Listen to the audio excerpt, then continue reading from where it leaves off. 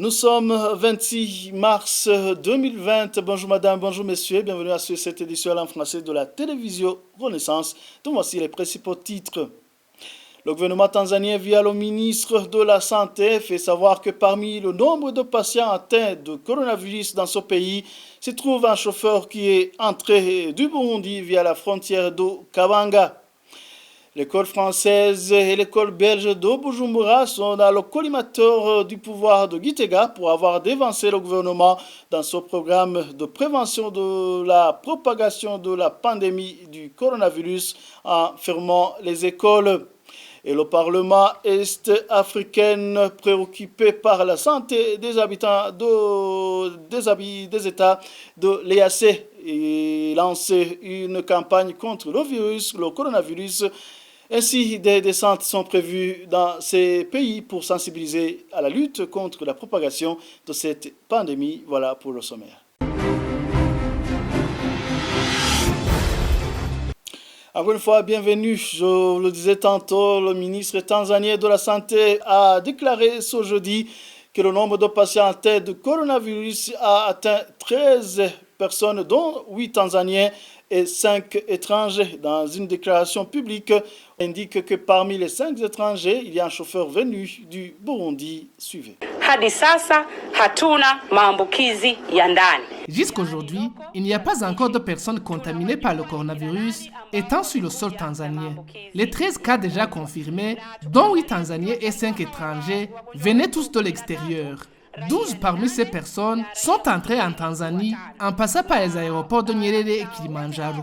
Mais pour un autre qui est à Kagera, je voudrais donner des éclaircissements. C'est un chauffeur d'un camion remorque entré dans le pays en passant par Kabanga, à la frontière burundo-tanzanienne. Il faisait le transport transfrontalier des marchandises entre la République démocratique du Congo, le Burundi et la Tanzanie.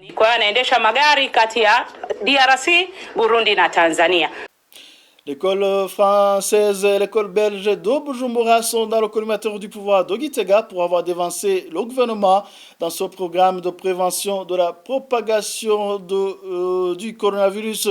L'annonce a été faite par le secrétaire général et en même temps porte-parole du gouvernement, Prosper Ntahogwamiye. C'était dans une déclaration à la presse de ce mercredi. Le gouvernement de la République du Burundi tient à rassurer l'opinion publique en général et la population burundaise en particulier que le Burundi dispose d'un matériel adéquat et suffisant pour tester ce virus. En témoigne le cas de l'enseignant de l'école française et d'autres cas des différentes personnes testées où les différents résultats ont montré qu'il n'y a pas de cas de coronavirus jusqu'à présent au Burundi. Le gouvernement de la République du Burundi saisit cette opportunité pour mettre en garde toute personne, que ce soit un Burundais ou un étranger, qui, pour différentes raisons sournoises de désorientation et de manipulation de l'opinion, dévance le gouvernement de la République du Burundi en prenant des mesures hâtives, extrêmes, unilatérales, contraires à celles déjà prises ou non encore prises par le gouvernement. L'on citerait, à titre d'exemple, les mesures de fermeture de l'école belge et de l'école française de Bujumbura, etc. Pour des comportements pareils ou similaires, le gouvernement de la République du Burundi confirme qu'il se réserve le droit de prendre des mesures appropriées et relatives qui s'imposent le moment opportun. Le gouvernement de la République du Burundi dénonce certaines mauvaises langues ou oiseaux de mauvais augure qui propagent des rumeurs sur différents réseaux sociaux ou médias en ligne que le Burundi n'a pas de matériel pour tester ce virus ou que le gouvernement du Burundi cache à l'opinion que le virus est déjà signalé au Burundi. Et justement, selon les sources diplomatiques, les 2 établissements cités par le porte-parole du gouvernement ont notifié la fermeture au ministère des Affaires étrangères bien avant. N'est-ce pas, Révérien Wazikamni? L'école française au Burundi avait d'abord fermé ses portes à partir du 16 mars 2020 pour des raisons de prévention de la propagation du coronavirus. L'un de ses professeurs avait été suspecté d'avoir été en contact avec un malade. Selon des sources diplomatiques à Bujumbura, cette mesure a coïncidé avec la mesure du ministère français de l'Éducation ordonnant la fermeture de toutes les écoles françaises dans tous les pays. Ces sources ajoutent que les responsables de l'école française au Burundi ont vite notifié par écrit le ministère des Affaires étrangères au Burundi conformément à son statut consulaire. Quant à l'école héberge au Burundi, elle aurait pris la décision après la notification au même ministère dans le but de prévenir la contagion du coronavirus. En effet, certains enseignants et élèves de l'école héberge qui venaient de la Belgique devraient passer quelques temps en quarantaine et a décidé d'anticiper les vacances de Pâques. Ces sources rassurent que l'école belge aura repris ses cours après les vacances de Pâques. L'école française, de son côté, attend le nouvel ordre. Ce qui est étonnant, selon les mêmes sources, c'est que le porte-parole du gouvernement semble accuser ces écoles d'avoir fermé les écoles pour semer la panique, alors que le ministère des Affaires étrangères a été informé de tous ces détails.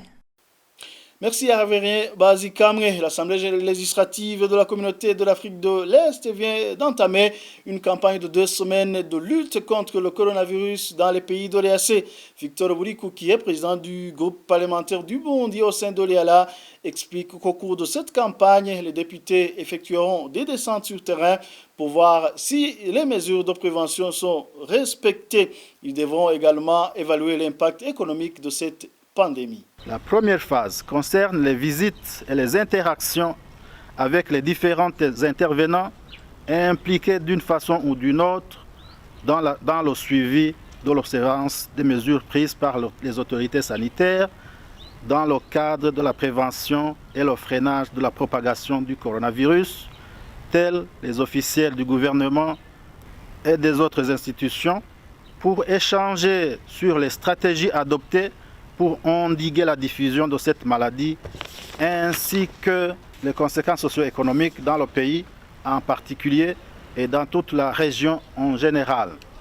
Bien plus, pendant cette même phase, les honorables députés de l'EALA profiteront de l'occasion pour augmenter la prise de conscience publique des citoyens burundais ainsi que d'autres résidents sur l'existence et les effets dévastateurs du Covid-19 en vue d'un changement de comportement, d'attitude et de mentalité allant à l'encontre des mesures prises par le gouvernement ainsi que les bonnes pratiques salvatrices et protectrices d'hygiène et d'assainissement. Durant la seconde phase, les honorables députés effectueront une descente sur terrain pour une série d'activités comprenant, entre autres, évaluer le degré d'information, de connaissance et de prise de conscience publique au sein de la population, vérifier l'observance et le respect des mesures prises par le gouvernement du Burundi en vue de prévenir et stopper la propagation de la maladie à coronavirus, constater les conséquences socio-économiques sur les ménages consécutives aux effets de l'implémentation des mesures barrières contre le coronavirus. Et l'Alliance burundaise du Canada vient d'adresser une correspondance aux évêques catholiques du Burundi pour leur demander de prendre le devant dans la prévention contre le coronavirus au Burundi. L'Alliance des Burundais du Canada propose la solution aux évêques du Burundi, la suspension des messes de dimanche. André Dundouli, président de cette alliance, estime que l'Église catholique peut servir de modèle afin d'éviter les rassemblements suivants.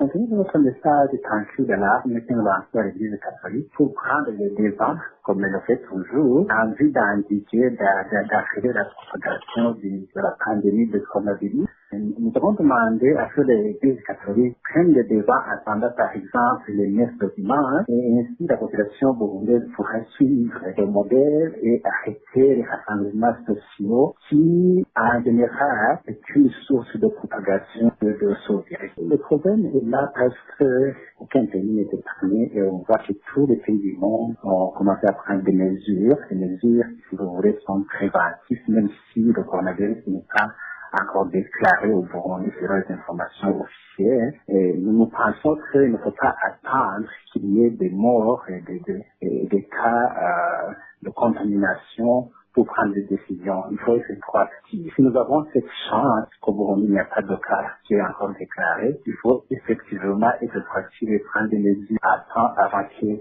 ne soit trop tard. Le journal poursuit, le Burundi n'est plus isolé depuis son intégration dans la communauté des pays de l'Afrique de l'Est. Le ministère de l'intégration du Burundi dans cette communauté a organisé un atelier d'échange avec les professionnels des médias dans le but d'évaluer le rôle des journalistes pour que cette intégration du Burundi soit effective. C'est l'ambassadeur Jean Rigui qui avait représenté le ministère de l'intégration du Burundi à l'EAC. Le rôle des médias est primordial, surtout qu'une grande majorité des Burundais ignorent encore l'intérêt de cette intégration. Suivez. Depuis l'entrée du Burundi dans la communauté des pays de l'Afrique de l'Est, le 1er juillet 2007, jusqu'à maintenant en 2020, une grande partie de la population s'interroge sur l'intérêt de la mise en application des politiques de l'Union douanière, de marchand commun, de l'Union monétaire et de la Fédération politique en tant que des États-Unis de l'Afrique de l'Est, composés par le Burundi, le Kenya, le Rwanda, le Sud-Soudan, la Tanzanie et l'Ouganda. L'intégration est aussi caractérisée par la libre circulation des personnes, la libre échange de marchandises, des capitaux, des emplois et du droit de s'installer provisoirement ou définitivement dans l'un des pays membres de la communauté. Les barrières douanières sont supprimées pour tous citoyens de la communauté et ces derniers ont les mêmes privilèges que les citoyens d'un pays membre de l'EAC, à condition qu'ils respectent les lois en vigueur. Mais cette liberté peut être annulée si la sécurité ou la santé de la population est en jeu. Selon une convention adoptée par tous les pays membres de la communauté de l'EAC. Grâce à tout cela, nous pouvons affirmer que notre pays a déplacé ses frontières car il n'est plus isolé. Par contre, c'est un pays qui a réussi son intégration avec d'autres pays voisins, même si quelques obstacles persistent. Maintenant, notre souhait, c'est que l'intégration des pays de l'EAC ne soit pas une préoccupation du ministère de l'intégration seulement, ou de ceux qui participent dans des réunions organisées pour traiter des dossiers en rapport avec cette communauté. Mais par contre, ce que nous voulons, c'est que l'intégration soit une préoccupation de toute la population burundaise dans sa diversité et surtout les journalistes.